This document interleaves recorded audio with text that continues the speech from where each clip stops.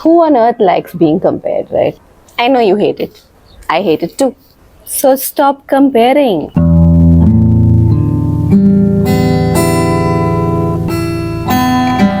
Hello, people, and welcome to the world of human differences. Yes, you heard right. Human differences. We are all different. Then why the urge to compare? All of us have been compared at different stages of our life, right? Whether at home, at school, at work, or just generally in life. Unfortunately, comparison starts right from the time a child is born. I mean, as soon as a child is born into a family, we want to figure out who does the child look like. He looks like his dad, or he looks like his mom, or looks like the grandparents. The child has just entered the world, let them be. They look like themselves, let them live. It doesn't end there. Then the child starts growing up and we start catching behaviors. Oh, look, he's doing that exactly like his dad. Oh, look at her. She's behaving exactly like her mom did when she was a child. Well, still no end to it. Then come the siblings. Then we compare one sibling to another. Comparison between children, whether within the four walls of our house or anywhere else, causes them to have a lack of self confidence or lack of self worth. Furthermore, if we compare siblings, this could also give rise to feelings of dislike, jealousy, or even hatred among them. Comparison can cause internal damage to children that we don't even realize. Okay, now let's take a few examples of unintentional comparisons that we might make. So we may say, look at your sister, she always gets an A, and you just never get over a C. Or we may say something like, look at your brother, he's so responsible, why don't you learn something from him? Yeah, I know these things may seem very trivial, but they do have an impact. Let's now think of situations where we compare our children in front of other people. So let's imagine you're talking to your neighbor in front of your children and you say about one of your child, you're discussing something about them, and then you say, yeah, she's a little more confident and outgoing than him. He's a little timid. Or you may say something like, yeah, he's doing so well at school, the teachers praise him all the time, but his brother, he's not doing so well. Hopefully, he'll catch up. Comparisons not only hamper the self-worth of the child, furthermore, it will inculcate the habit in them to compare their self-worth with others throughout their life. On the other hand, comparison between siblings may hamper the relationship between them. Children may not be able to express this or say it out loud, or they might not even be conscious of it. But there is a tendency for them to form dislike or jealousy towards the sibling that is being praised or pampered, because they perceive this as the adult loving that particular child more. They perceive it as love, though that's not true. I know you'll be wondering now, what do we do then? Do we not praise the one who's doing well, or the one who's listening, or the one who's achieving? Hell no, that's not what I'm saying. But maybe you can do this instead. Praise strengths, acknowledge and involve, catch them being good, encourage effort and reasoning out. So you can do these things to, handle the situation of comparison best. So let's talk about these more in detail. First of all, praise strength. What you have to do is find the potential in each child. Now, all children have strengths and weaknesses. So if you want to praise your child who has probably done well in school, in academics, do so, but don't leave out the child who hasn't performed so well. Praise that child for being helpful maybe, or being good at art or sport. Every child has potential. There is no child without a strength. And as an adult, it is your responsibility to find this potential, find the strengths and praise them. Don't leave out a child just because he or she is not doing well in a particular area, there'll definitely be things they're doing well. So look for that. Let's talk about the example I gave you earlier. One child gets an A and the other child gets a C. Let's just imagine our children walk into the house, and without realizing, we run to the one who's performed well. And we go there and hug the child and say, "Oh darling, I'm so proud of you." And the other child is standing there in that same space with his or her report card, staring at you, looking for attention, but your focus is on the one who's performed well. So as adults, sometimes we may have this tendency to acknowledge the child who has done well, performed well, achieved, behaved well, and we may have a tendency to ignore or give a very basic reaction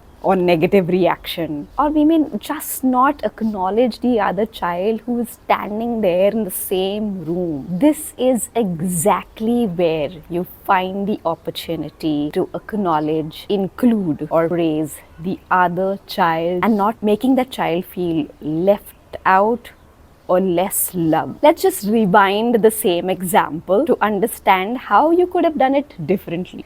Both of your children walk into the house, you run to the door, you look at them both, and as a parent, you surely by their expression know who has done well and who hasn't. Or you have an idea already. Don't react to that. Straight away take both the report cards, look at the report card and find something in both the report cards that you can acknowledge and praise. Don't look at the grades. Don't see the A and the C. Look at the cards. Maybe one of your child has performed really well in math and the other has done well in art or sport. So you can praise that. You say, "I see that you have done really well in math. Great job." And look at your other child and say, "Wow, you've done so well in sport. How nice and wonderful is that?" You've acknowledged both your children. Maybe you can also say, "You know what? Remember one thing, that whatever your report card says about you, you both are the best the way you are, and I love you for what you are." It's conveying love, acknowledgement and praise to both siblings, forgetting the fact that one has done well in academics and the other hasn't done well in academics because the other one has done well in something. So this is a very specific example. You will find so many opportunities where you might feel the urge to compare your children, but try and see how you, in the process of acknowledging one child, don't ignore the other. It's important to acknowledge and involve. Ensure that each child is being acknowledged. So think you have like a celebration moment with one child, there is a competition and one of your child participated. Involve the other child. Okay, say, "Look at your sister, she's done well, she's performed so well in the competition, she won the competition. Would you like to give her a hug? Okay, come on, let's have a group hug," maybe, So in the process of acknowledging one child, you're not leaving the other child out. You're kind of involving her or him in that process and giving the other child the attention instead of just leaving the child out, and he might be like feeling all not loved and insecure that only this particular sibling is being loved and appreciated. We also have to remember that acknowledging and praising achievement, rewarding achievement is essential, but encouraging effort is also very important. So let's say that you've observed one of your child making great amount of effort but is not being able to perform well. What you can do is encourage this child's effort. Say, "I understand that you're really trying hard to do well in math. It's okay. Everybody has strengths and weaknesses. There are some things we find more difficult, but we have to do our best. We have to try as hard as we can to perform as well as we can, and then it's okay if you don't really get great numbers in it. It's important to try our best." In this way, you're trying to also let your child know that winning or achieving is always not important, but the effort, the journey we take to reach there, or the effort we make to fulfill whatever in life is essential too. And whether you win or lose, the effort counts. Everyone's not going to be an A. Everyone's not going to be at the top. Everyone's not going to win the competition. You have your areas that you do well and you have areas that you don't do well. So it's important to convey this to children too, so that they don't feel they're not good enough. Therefore, apart from praising strengths, acknowledging, it's also important to encourage effort. Another thing we can do is catch them being good. So imagine you have a child who's naughty, all over the place, always a mess. We have a tendency to get irritated and annoyed. Of course, we have our own work to deal with as adults and our own issues to deal with. It gets a little difficult. But what we can do is ignore the child at that moment. Instead, catch them being good. So, if you have a child who can't sit in one place, is always on the go, always all over the place, and by chance you caught this child sitting quietly, being nice, acting quiet, and doing the things he's supposed to or she's supposed to do. It can be 1 minute, 5 minutes. Catch this moment and praise this moment. The child also will be startled as to, oh, this is when I actually get the praise. So you have to find the opportunities, observe the child. It's always better to ignore the negatives and praise the positives. If we catch moments where even the children that we think are not doing so well or are so naughty or all over the place, we find these moments to praise, the moments where they're being good, we find their strengths. We ourselves as adults will not feel the need of comparison, because then we realize that each child is different and a unique individual. So then we don't find the need to compare. The last thing I'm going to talk to you about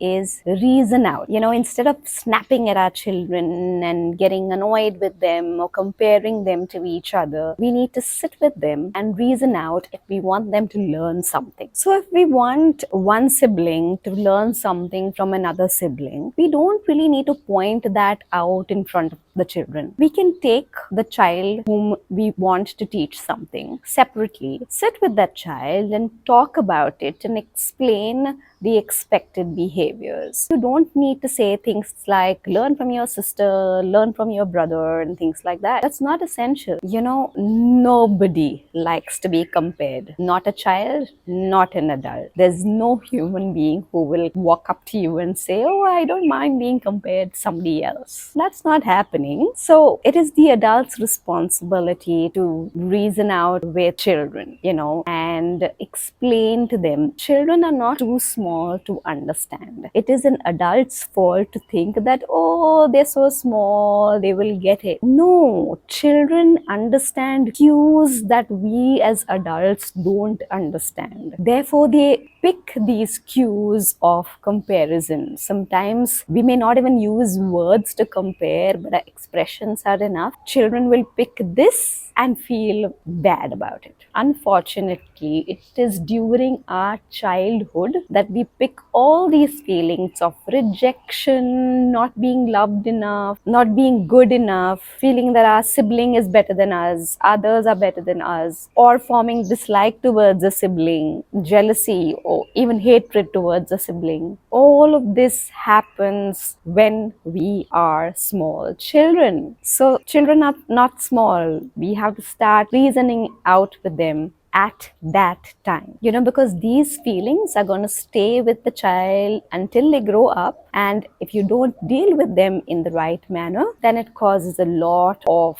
internal damage, which then shows through your behavior as an adult. Comparison happens at every stage of our life, and all of us, including me, compare. So we need to be aware of these moments where we have the tendency to compare ourselves to others or others to others. We have to acknowledge and realize our own behavior, because I believe that the first step is acknowledging and identifying this behavior. It's only when you acknowledge you will be able to accept it, and when you accept it, you will be able to change it. And what's better than changing ourselves rather than expecting change from others, right? So let's work towards this journey of stopping comparison. We are in this together. I am making my attempt and you make yours. I'll see you next time.